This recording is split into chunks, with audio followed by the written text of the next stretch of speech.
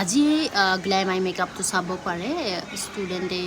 যিহেতু পঢ়ি আছিলে সেই সময়তে আপোনালোককো দেখুৱাই আছিলোঁ খুব ধুনীয়াকৈ যিহেতু কালাৰটো ব্লেণ্ড কৰি পিনে এটা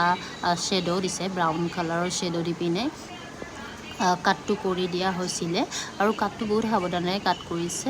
মিডললৈকে যিহেতু কাটটো কৰা হৈছিলে 70% আৰু আউটৰ ফালে তেখেতে ব্লেকেৰে স্মাটচ কৰিছে আৰু এটা উইং দি দিছে দীঘলীয়া কৰিছে আজিৰ এই আই মেকআপটোৰ শ্বেপটো আৰু এটা গ্ৰীণ কালাৰ দি পিনে মাজত চিমাৰ দিছে দেই আৰু তলৰ পিনে কেনেধৰণে ব্লেণ্ড কৰিলে আপোনালোকে সকলোৱে চাব পাৰিব তলৰ ফালে ব্লেণ্ড কৰিলে এটা লাইনাৰ শ্বেপটো দি পিনে ধুনীয়াকৈ এটা শ্বেডৰে ব্লেণ্ড কৰি দিছে ফ্লেট ব্ৰাছ পাতেৰে আৰু এটা ব্ৰাউন কালাৰেৰে ধুনীয়াকৈ মিলাই দিছে আজিৰ বাৰু আই মেকআপটো আপোনালোকে কেনেকুৱা পাইছে সকলোৱে জনাবচোন আৰু এয়া যে ৱাটাৰ লাইনত কি দিছে এয়া কনচিলাৰ হয় আৰু হোৱাইট কাজলো আছে ৱাটাৰ লাইনটোত হোৱাইট কাজল দিছে আৰু বাহিৰৰখিনি এটা কনচিলাৰ দি পিনে ধুনীয়াকৈ চাৰ্ভ কৰি দিছে কেনেকুৱা পাইছে আজিৰ আই মেকআপটো সকলোৱে জনাব যদি এনেকৈ প্ৰফেচনেলি মেকআপ বিউটিৰ কামখিনি শিকি ল'ব বিচাৰে তেতিয়াহ'লে আপোনালোকে যোগাযোগ কৰিব পাৰিব এতিয়ালৈ বিদায় দিছোঁ